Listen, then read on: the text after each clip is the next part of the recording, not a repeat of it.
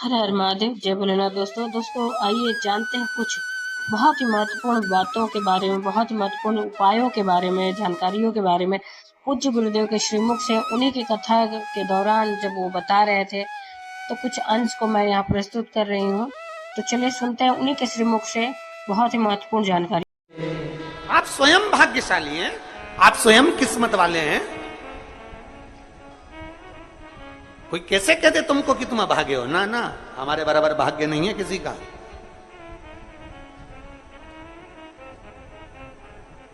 तुम्हारी ग्रह खराब है, तुम्हारे ग्रह खराब है। संभेश्वर महादेव का नाम 7 कनेर के पुष्प। कितने? 7 कनेर मालूम है? ये रोड पर जो जाते हो डिवाइडर में पीला पीला फूल लंबा, जो कि पशु पक्षी कोई नहीं खाता, जहरीला फूल माना जाता है। कनेर के 7 फूल, एक बेलपत्र। जिस समय पर कनेर का फूल बेलपत्र के साथ चढ़ाया जाएगा तो 7 कनेर के पुष्प सीधी बेलपत्र पर आपको रखना। 2-3 प्रदोष कर कर देखना। अगर कोई आपसे कहे कि आपका भाग्य ठीक नहीं चल रहा, आपकी किस्मत ठीक नहीं चल रही, आपके ग्रह ठीक नहीं चल रहा है, आप भाग्यशाली नहीं हो, पहले तुम वहां से उठ जाओ। उसके बाद में देवाधिदेव महादेव के पास 7 कनेर के पुष्प एक बेलपत्र में रखकर नंदीश्वर के पास में बैठकर श्री शिवाय नमस्तुभ्यम बोलकर अशोक सुंदरी वाली जगह पर स्पर्श कराकर भगवान शंकर पर 7 फूल के साथ बेलपत्री की डंडी अशोक सुंदरी की साइड हो, ऐसा स्मरण करते हुए शिव को समर्पित कर दे।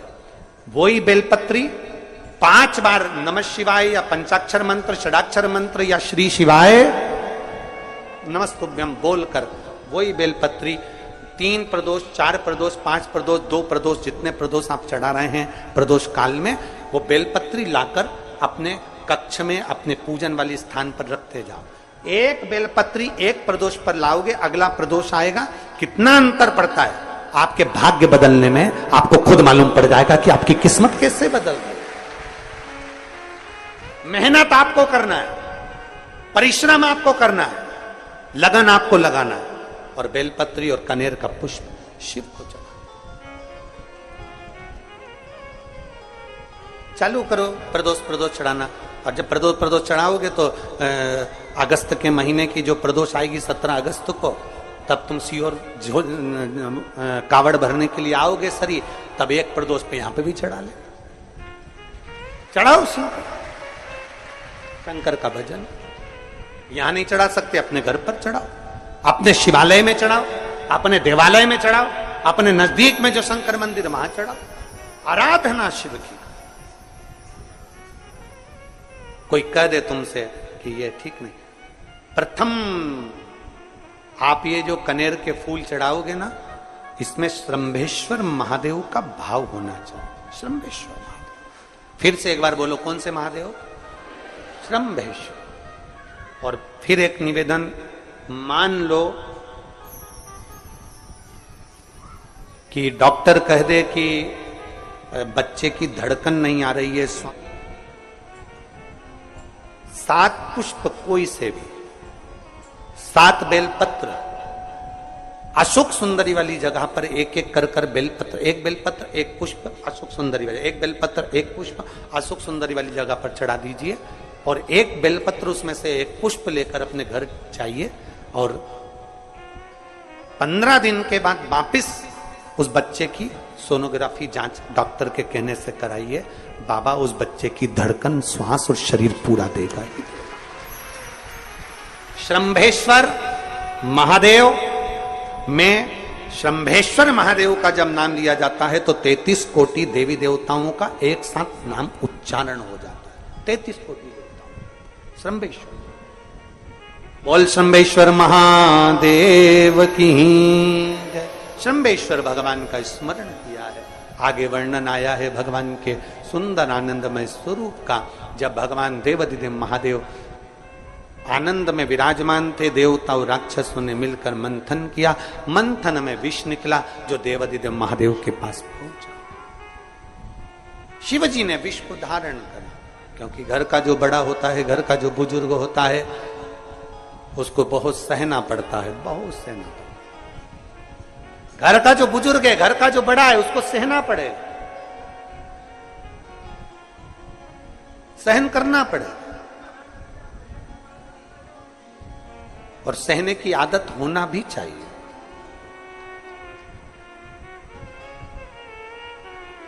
सहने की आदत होना भी चाहिए सब।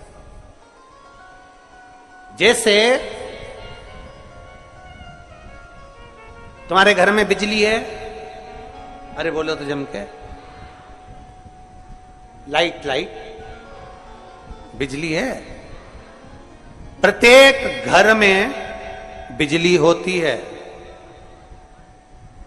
तो क्या प्रत्येक घर बिजली घर बन जाता है?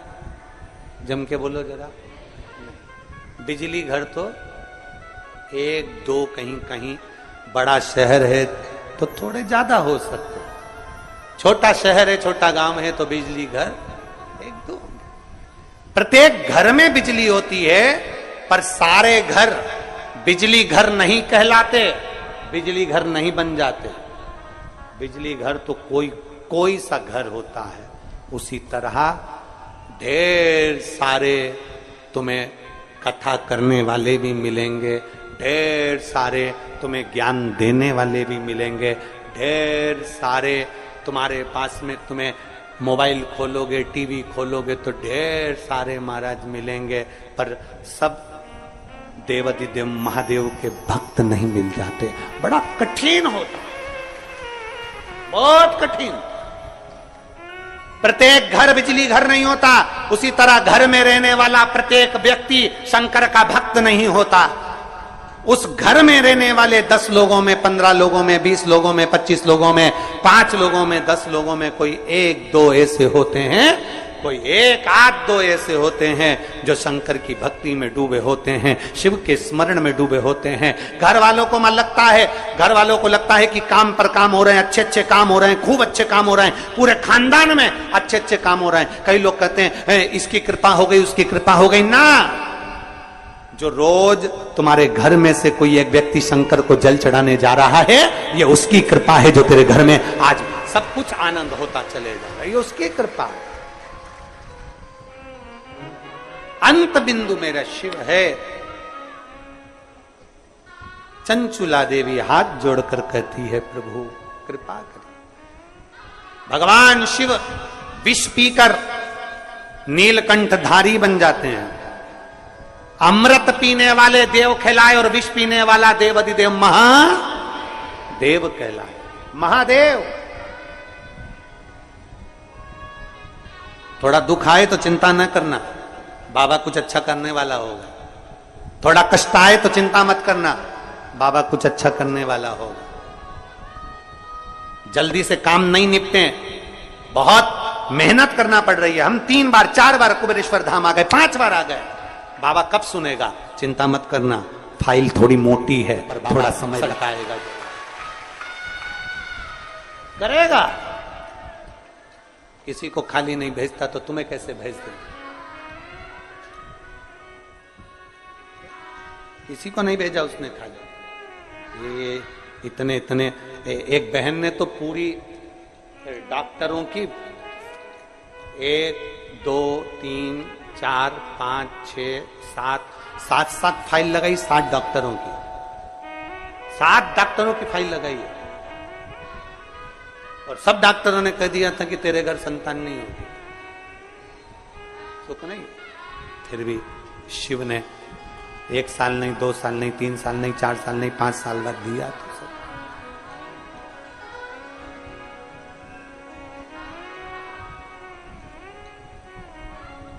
देता जरूर है, थोड़ा समय लग सकता है। विष पीने के बाद भी बाबा का नाम नीलकंठधारी हो गया, त्रिपुंडधारी हो गया, त्रिकालदर्शी, कैलाशी, अविनाशी।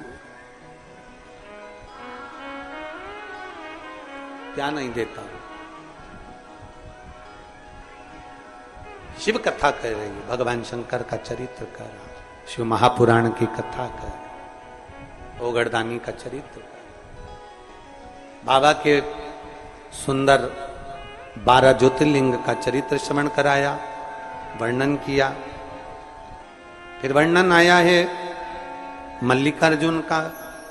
कार्तिकेय बाबा जब रुष्ट होकर चले गए तो उनको श्री शैलम पर जाकर मनाया, मल्लिकार्जुन के रूप में विराजमान। जब अपने नजदीक में, अपने क्षेत्र में शिव महापुराण की कथा हुआ करे तो 7 दिन नहीं तो छठे दिन, 7वें दिन, एक दिन जाकर बाबा की उस धरा को प्रणाम जरूर करा,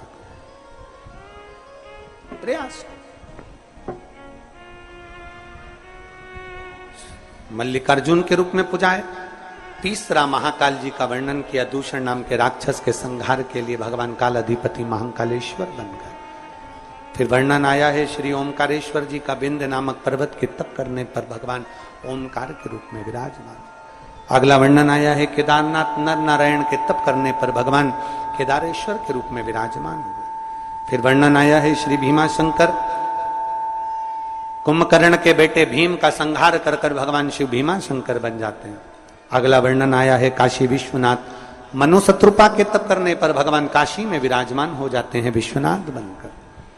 त्र्यंबकेश्वर, गौतम बाबा पर गौ हत्या का दोष लगा, बाबा ब्रह्मा विष्णु महेश तीनों स्वरूप में भगवान यहां विराजमान हो जाते हैं। वैद्यनाथ, रावण को शिवलिंग ले जाने नहीं दिया, बाबा भूमि पर ही रह गए तो वैद्यनाथ के रूप में विराजमान हो गए।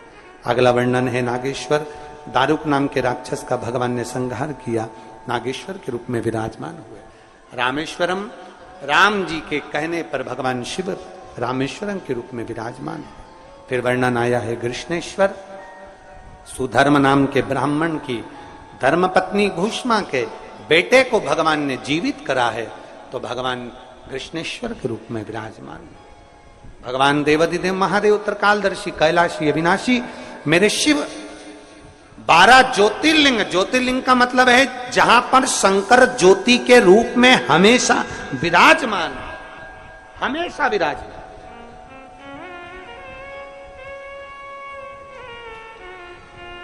एक ज्योति के रूप में मेरा देवाधिदेव महादेव वहां पर विराजमान, और वही ज्योति हम तो कई लोग कहते हैं कि आपके ये कुबेरेश्वर धाम के कंकर संकर में ऐसा क्या है, कुबेरेश्वर धाम में ऐसा क्या है। हम कहते हैं 12 ज्योतिर्लिंग। तो उम्मीद करते हैं जानकारी आपको अच्छी और उपयोगी लगी होगी। अगर अच्छी और उपयोगी लगी तो एक लाइक छोटा सा अवश्य करिए। आप पहली बार मेरे चैनल पर आए तो मेरे चैनल को सब्सक्राइब करिए, बेल नोटिफिकेशन अवश्य दबाइए जिससे आने वाले वीडियो आपको समय से प्राप्त होते हैं। दोस्तों कोई भी प्रश्न या सुझाव कमेंट बॉक्स में लिख सकते हैं। फिर मिलते हैं दोस्तों एक नई जानकारी के साथ नए वीडियो में। तब तक के लिए जय भोलेनाथ, हर हर महादेव, श्री शिवाय नमस्तुभ्यम। धन्यवाद दोस्तों।